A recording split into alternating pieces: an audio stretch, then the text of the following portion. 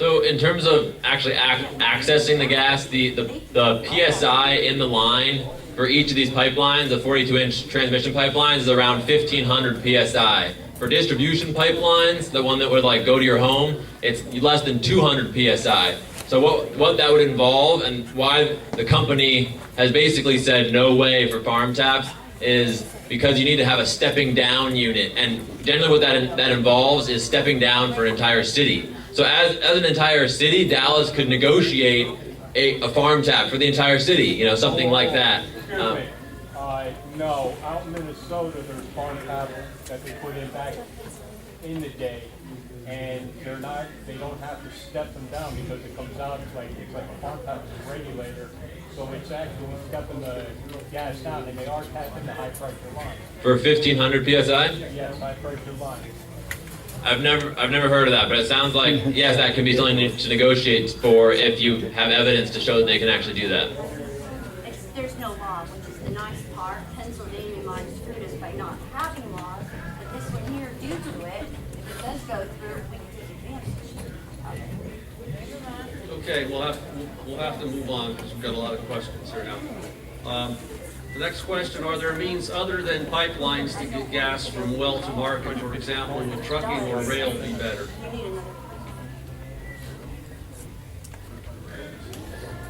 I think what we've seen with the rail explosions is they are extremely dangerous as well. Trucking accidents, lots of problems, and there's no way they can get the volume of gas to market through rail or trucking. I think the person who asked this probably knows the answer, but in terms of the trucking, pipelines actually are, as the industry states, and this is shown by nonprofits as well that aren't industry funded, pipelines are quote unquote the safest way to get gas from one place to another compared to trucks. However, there are in the United States, there are 1.6 pipeline accidents per day. So it's still a tremendous potential for safety issues. In terms of what's the best way to get gas to market, I think part of this conversation needs to be, if Pennsylvania has 9,000 wells right now, do we want to be building out infrastructure to the point of 100,000 wells and 1,000 more pipelines? Is that what the pathway that we want to take, or do we want to take a different pathway? And in terms of getting gas to market in the United States, right now we have existing infrastructure to reach almost every single part of the United States with the existing infrastructure. Almost as far as I've seen with the export maps, these pipelines would be going primarily in order to gain capacity for export overseas. But yes, they can and will use trucks if they don't have pipelines for the most part. And that's got to be part of the conversation as well. Rail lines are actually safer than pipelines, believe it or not, to correct that. Okay, thank you. The next question, what if I already signed a paper allowing surveying of my property? Can that be rescinded?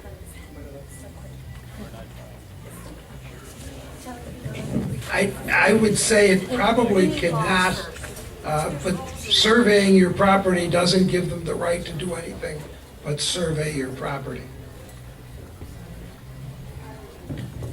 Sorry to keep talking a lot, but there are rescinding permission letters available, and that's something that stopped the Constitution pipeline, which is from Susquehanna County up to New York State. They've been using is rescinding permission letters, and those are available online. And you can also rearrange the wording on this particular one to rescind permission rather than deny permission.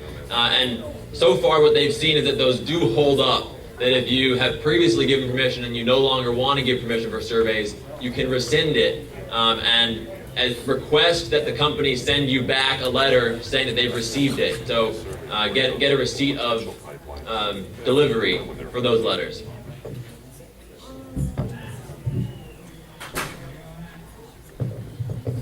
Okay, I agree entirely with what Sam and Todd said. My advice is don't try to do that yourself. Get an attorney who's got some experience with that. Don't try to do it yourself, you're going to get in trouble. He who represents himself as a lawyer as a fool for a client. Okay, thank you. Next question. The Pennsylvania Game Commission claims that pipelines provide benefits to game species that need open habitat. Can you comment?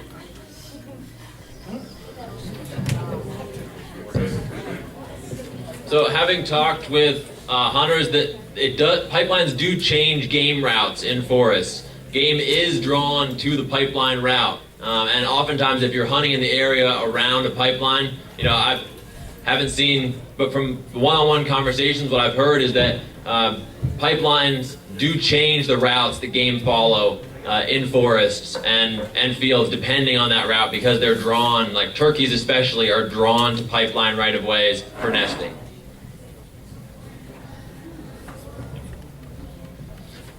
I do a good bit of land appraisals. If you drive up from Stroudsburg to Milford, for example, that's the Lower Water Gap National Recreation Area, you'll find a great mixture of woods and open fields. If you go on Google Earth and look, people are very interested right down the area around Blooming Grove. There's tremendous areas open up in that great forest, and that forest is a Delaware National Forest, and that encompasses 77,000 acres of ground. It starts in Price Township, just outside of Stroudsburg, and ends in Lackawaxen, up on the New York border. It's huge, and there's enormous areas, open area for game up there. All right, thank you. Next question. Do gas companies use existing utility easements? In other words, I have electrical lines going near my property. Can they use that right of way? No, they cannot. An easement given to an electrical company is for that specific purpose. I don't believe the pipeline company can come in and use that easement.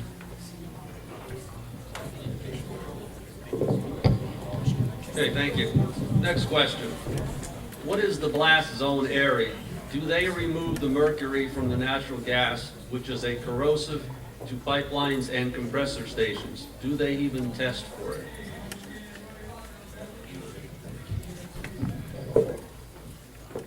I believe there's actually a slide, is Dory still, or Scott?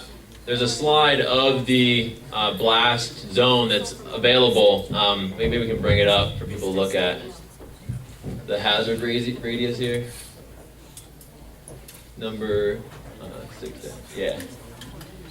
And from the numbers, from the existing quote-unquote accidents, aka explosions, that I've seen, the data for here of the explosions in the past few years, they're actually a greater radius than what these numbers are here. Generally by a factor of about a third or so, greater than the numbers that are presented here. So and this is maximum operating pressure by pipe diameter, and gives you the expected hazard area, quote unquote, in feet. And for a 42-inch line at a maximum operating pressure of about 1,500, you're looking at 1,100 to 1,200 feet of instant incineration.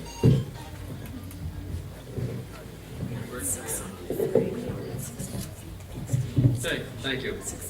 The question of pipelines ignores the benefit to landowners who stand to receive royalties if the infrastructure is installed. Any comments? Yeah, I'd like to comment on that because for the last 4 years, and I'd like to acknowledge in the audience my paralegal, Melissa Tice, who's been with me when we visited so many homes that thought they had found the golden pot at the end of the rainbow when they signed their lease, only 6 months to a year later to look out and say, oh my God, what did I do? I've seen it time and time and time again.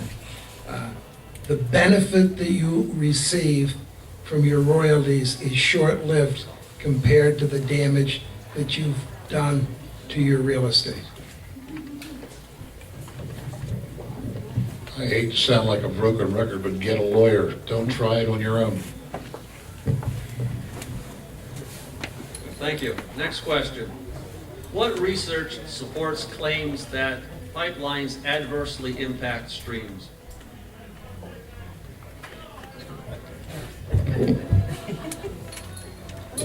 The Delaware Riverkeeper Network, you can find them online. They work to protect the Delaware River watershed, and they have a tremendous amount of research that they've done both in the field testing of streams before and after pipeline construction, as well as other studies available on their website. They're a great resource for the impact to streams.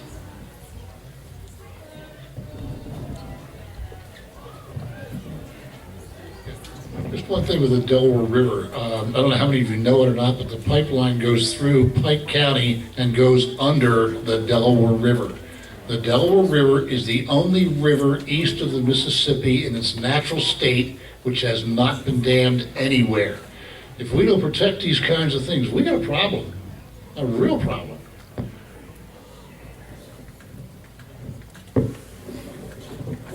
Next question, what rights do we still have if the pipelines and metering stations are already in our community?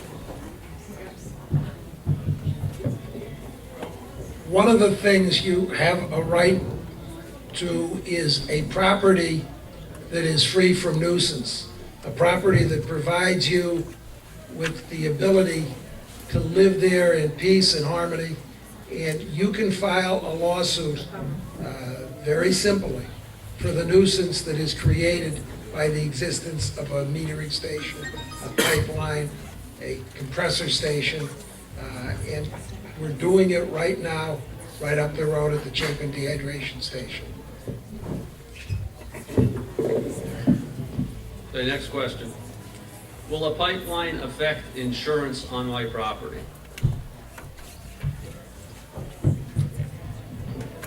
I don't think we have an insurance agent here, but my experience with the person out in western Pennsylvania that was so concerned about them expanding the size of the pipeline, as I recollect, Melissa told us that their homeowner's insurance was going to be increased dramatically. Next question. Why did a pipeline restrict access to my property? The contract specifies return of landowner's use.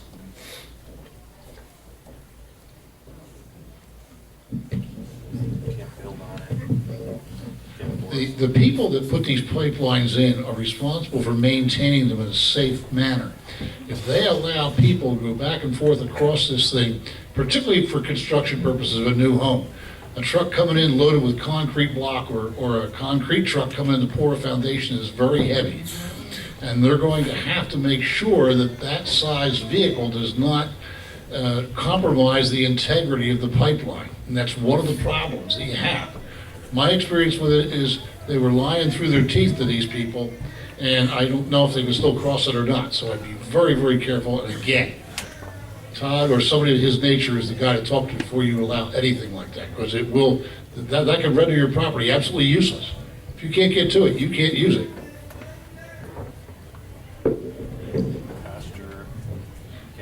Next question. What stations can we expect in our immediate area of any of all, if any or all of these pipelines are permitted? Where might they be located? We already have a gate station in Wyoming and a compressor station here.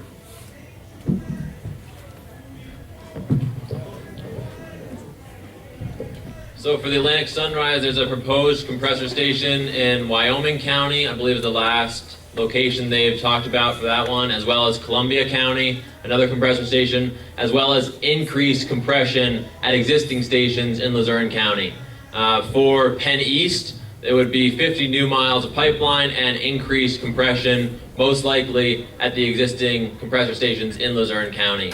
Diamond East, they're in the open season right now for that, so it's unclear where exactly the compressor stations would be. And let's see, the last one was the Southeast expansion also includes upgrades, quote unquote upgrades at compressor stations. Basically means adding more compressors and increasing air quality impacts, as well as the volume of gas that can be compressed at that site. And that's also in Luzerne County.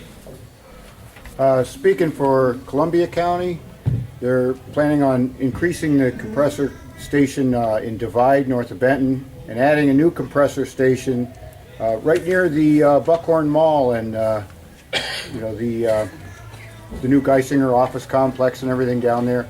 And what people in Luzerne County have to remember is you're downwind from those. So the lighting station is in Bear Creek, the one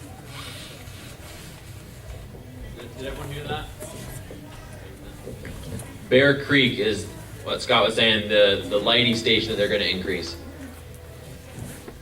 Where are the compressor stations in the As far as I know, the only compressor station is in Bear Creek. There's some other facilities, a glycol dehydration station right up the road to Chapin. That's usually part of the compressor station, but because of the issues they had with building the compressor by the schools, they split it up. They put that one there, they put the compressor station up the road about 30 miles. Another one is slated for Penn East or Franklin Township. The next question. What are specific impacts of pipelines and gasification on agriculture and livestock production on valuation of agricultural land and valuation of agricultural land?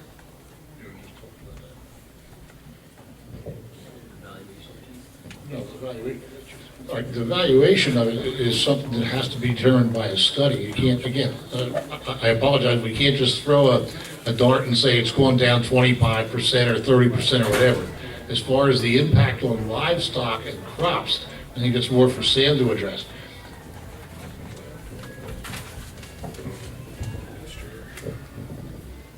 I would just, is this okay. Do you want to talk a little bit about it? Sure. Yeah, great. My name's Nate. A lot of my friends call me Ducky. I work with a group called the Shalefield Organizing Committee. I'm based in Benton, where I'm also a certified naturally grown farmer. The Atlantic Sunrise Pipeline is coming about 2 miles from the farm I live and work on. And I guess I'm particularly interested in kind of drawing those lines between, there's been a lot of studies on the effects of gas extraction on livestock production and livestock health, and using livestock as a kind of a gauging meter for how that can then be extrapolated to human health effects as well. And I'm, I guess, particularly interested in hearing a little bit about how pipelines play into that. And I know you talked a little bit about how pipelines can affect soil temperature, but I'm wondering if you have any more information about those sort of impacts. You want to speak to that? Yeah, my name's Alex. In our presentation in Tunkhannock, I mentioned some of the issues farmers were concerned about were the access to pasture and planting fields during the construction phase. We had an instance in Pike County where a commercial horse stable, was actually compensated by the pipeline company to stable their horses for the entire year of construction outside of the construction area.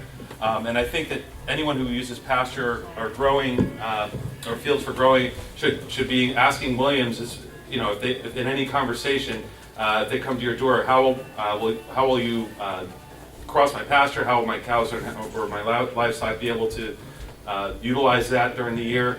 What kind of compensation? And I think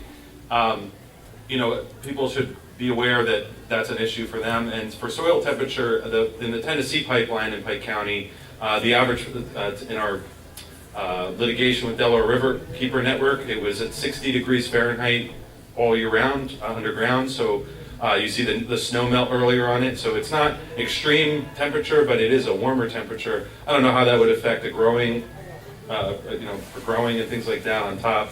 But yeah, I think that's something to consider as pastures, and also hardwood farms. And also sugar maples and things like that that you utilize for maple sugar orchards, things like that. You can't grow trees on top of a pipeline right of way. It's so there's issues like that too. Is there also a separate separate eminent domain process for agricultural land?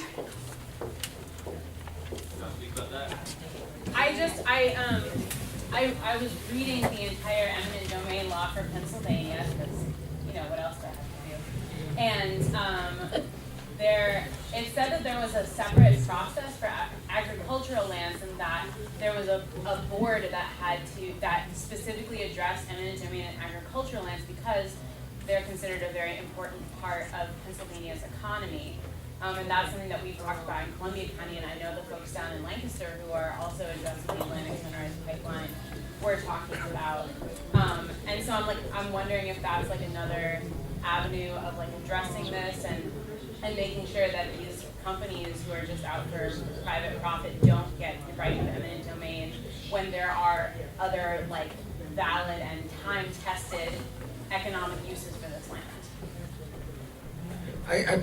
I am not aware, and I've been before the Board of Views with the Department of Transportation, where we've taken farmlands and we've never had to, in fact, go before any special board. It was always just the Board of View.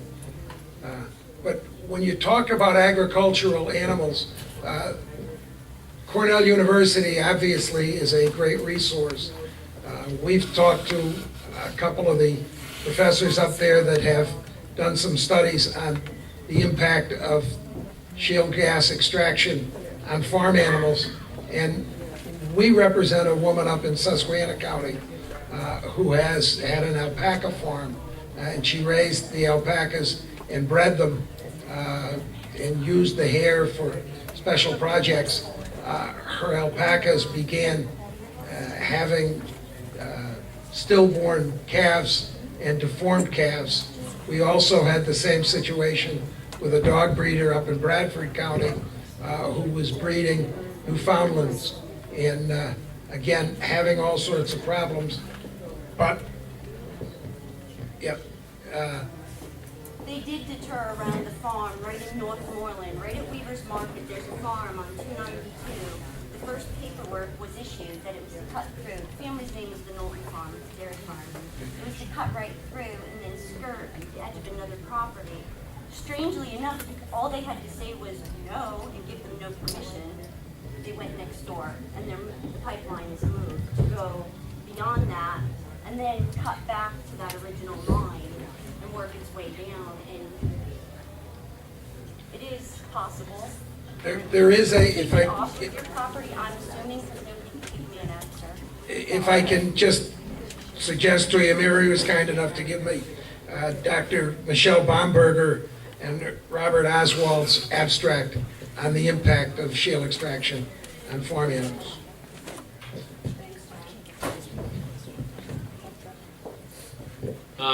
So, was it Heather? In response to your comment about actually having it moved, when they look at the corridor for where they want to put it, they generally talk to many different landowners in that entire area. And if you're saying no and the other person is saying, oh, let's negotiate, then they're going to take the easiest route. That's what they're looking for. We said no. We all said no. Right. The majority of 60 to 70% no. Exactly. And just these two. right, and what they're saying right now is it's going to happen, it's going to happen, it's going to happen. And if everyone keeps saying no, and they're also pitting neighbor against neighbor and saying, oh, your neighbor signed with us, and they're talking, exactly. But if you keep saying no, and you have a united front, that's the best strategy for stopping it, and like Karen Ferridan from Burke's Gas Trees always says is, if you don't fight it, you're guaranteed a loss. But if you fight it, then you have the potential to stop it. And you have the potential for it not to be on your land. So that's the trade-off there. In terms of the agricultural impacts, especially farther south along the Atlantic Sunrise, there are a tremendous number of preserved farms. These are farms that have conservation easements on them, and the pipeline company is attempting to put it right through those preserved farms. And some of the reasoning why the pipeline company is attracted to preserved areas is because there's no potential for development for generations to come on that land.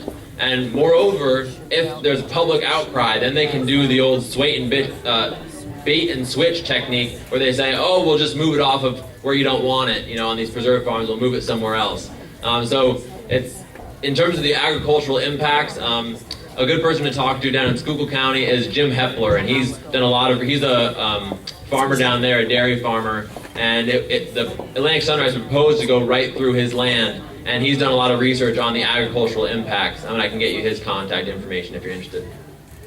All right, thank you. We need to move on to some of these other questions, or we're going to, yes, go ahead.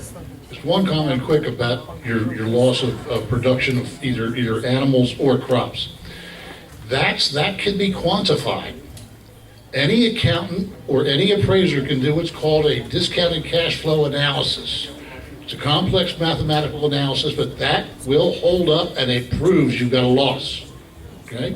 So you need to contact either an appraiser or an accountant on that deal. How do you determine lifetime? Because this is considered a lifetime. This is not a 20-year lease with the pipe company or 30, which have negotiated for our area before. This one's considered lifetime. How do you quantify a number for lifetime? Is it, do they And perpetuity is still, it's more than a lifetime, it's perpetuity. They look at my age and say, oh, you're going to die at 85 and subtract my age. Yeah, you need two things. You need a lawyer and or an accountant and appraiser. That combination of that team. Okay, thank you. We need to move on. The Transco, Penn East, and Diamond East pipelines will all run parallel through Luzerne County. Would it be fair to say if one blows, they all blow? There have been instances where there are 3 pipelines in a right-of-way and one blows and the others don't blow, but I understand your fear, and if you have 3 next to each other, a tremendous explosion, I think you're right to assume, could set them all off. Okay, the next question. Next question is a 2-part question. The first one is why have American politicians missed the implementation of alternative energies? For example, the progress found in Germany. That's the first question. And second, how deep is the corruption between politicians and corporate America? I guess that goes the old saying of money talks and something else walks.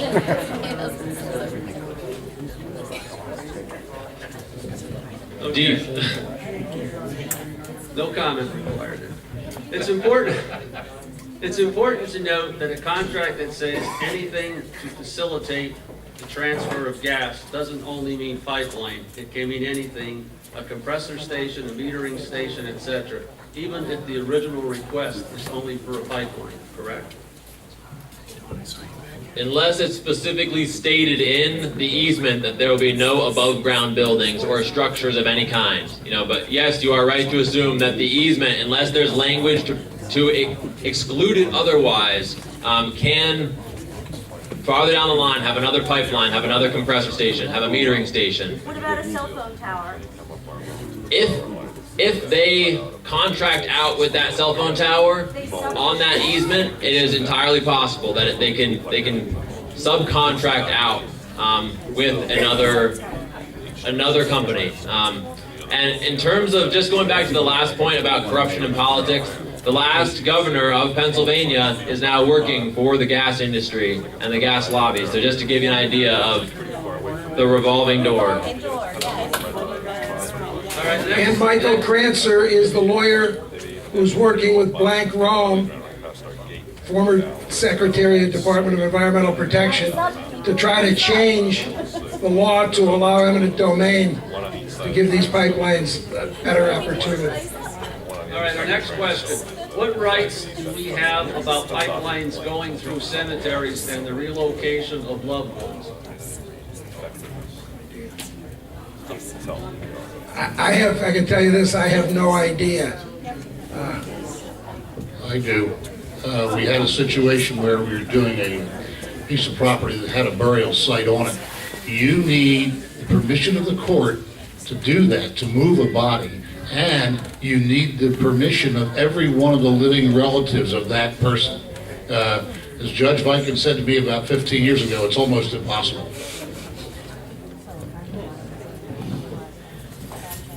Next question. How much money does the town get for having a pipeline go through it? You say. Are they telling the truth? If you say, is that true? Is that a true statement? Is my question. I mean, we've not been told the truth very often. I've been told lies since I was born by the government. Okay, so is that a true statement? Are you asking like in terms of corruption, like them getting paid under the table? Yes, sure, that's a way to get paid. Are you gonna find out maybe someday? Right. I hope so. I hope we'll find the answer to that. I mean, we see the funds with Act 13, and I don't think these people even have any idea that last year's impact fee was, what, 226 million? And it's all divvied out. Like, there's a Marcellus Legacy Fund that they're not even containing money in to help our future issues, which we all know are gonna arise because we completely understand and see what's going on north of us. But we won't institute a law, and we're gonna allow it to come down here and infect our water, make us ill, and we're allowing it. I can't even understand why people would talk about these things. Okay, I just asked Al for permission to excuse myself. I have a sister in the hospital that's gonna have surgery tomorrow. But we have another attorney in the back of the room, Aaron Hoven, who I know very well. I went to school with his father, who's a district justice, and I'm sure he can handle the questions probably better than I can. Thank you, Todd, for your participation. Good job, as always.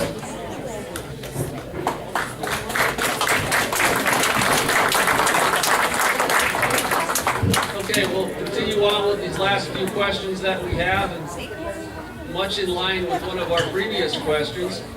And the question is, how much support can we expect from our borough and town councils, and what is the best way to motivate them?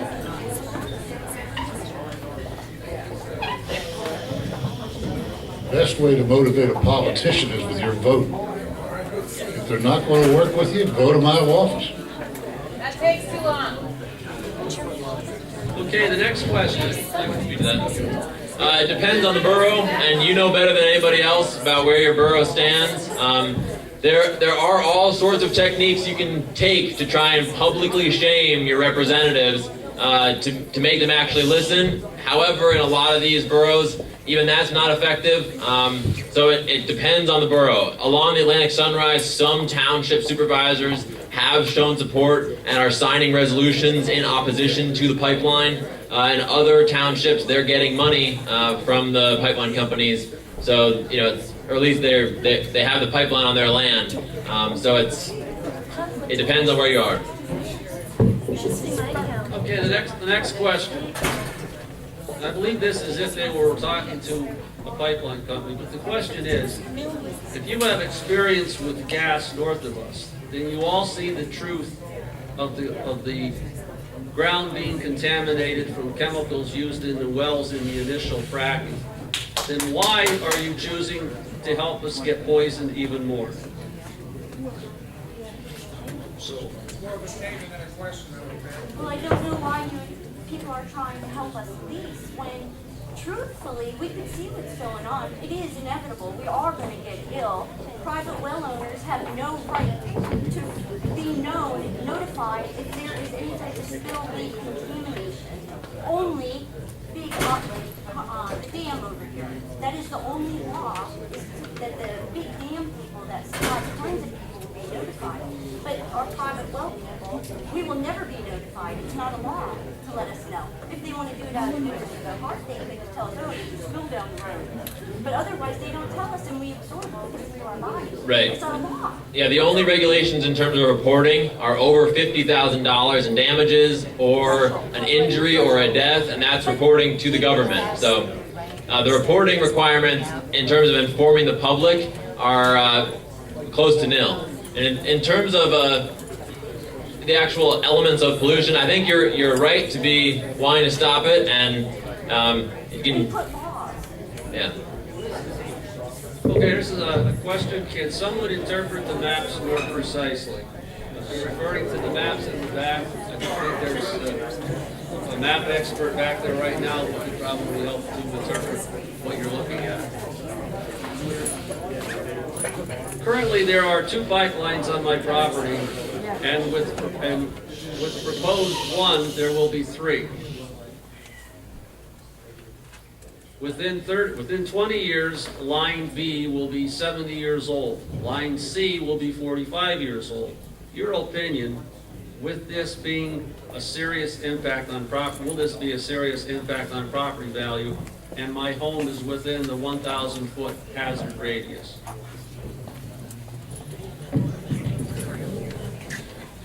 Again, what you gotta do is find homes like yours that have sold that are not impacted by the pipeline. Then find other homes like yours that are impacted by the pipeline that have sold.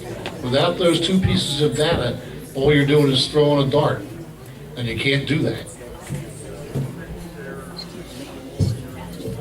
Okay, this is the last question we have for the evening. Actually, it's definitely not a plus. I mean, all the money, you get all the money up front and you get 0 money as time goes by and you have the liability.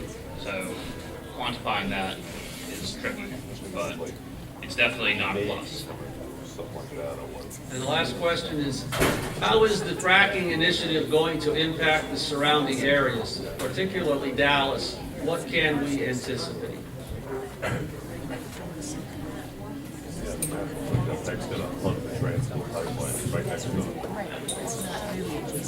Pipelines, pipelines, pipelines.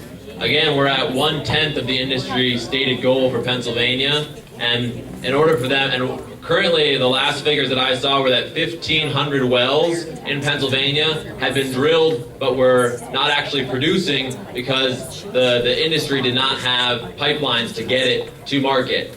So that's what they're trying to do. They're trying to have Dallas be a pipeline hub. You know, this year alone, there are 4 30 to 42-inch pipelines. You know, if you think over the next 10 years, even just a few years ago, there were pipelines that were proposed, and a few years from now, there's going to be another 4 to 10. You know, we can see it down the pipeline, so to speak.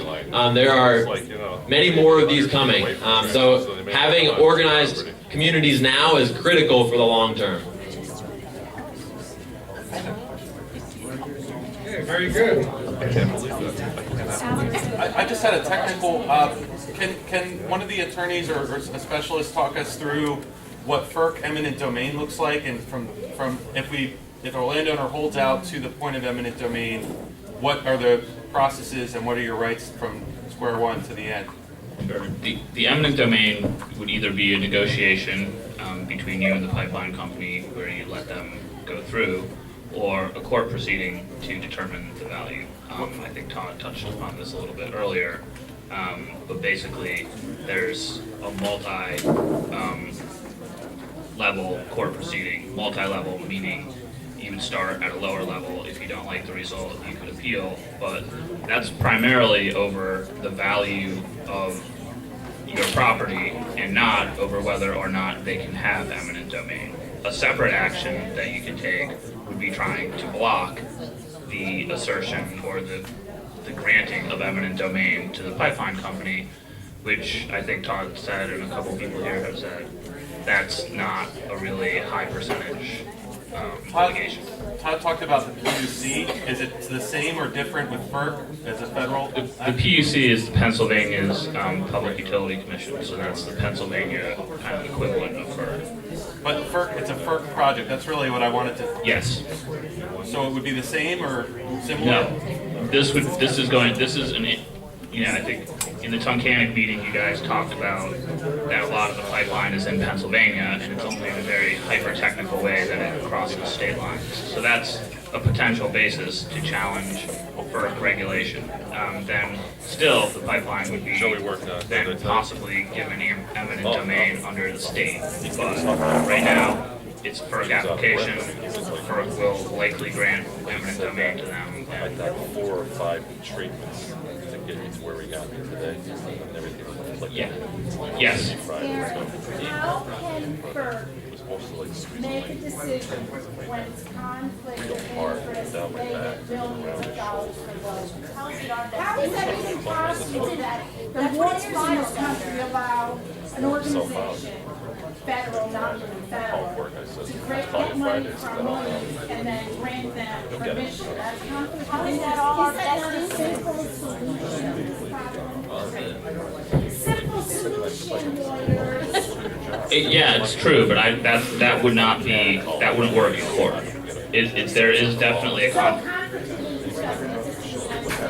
No, their response would be that they manage the conflict properly.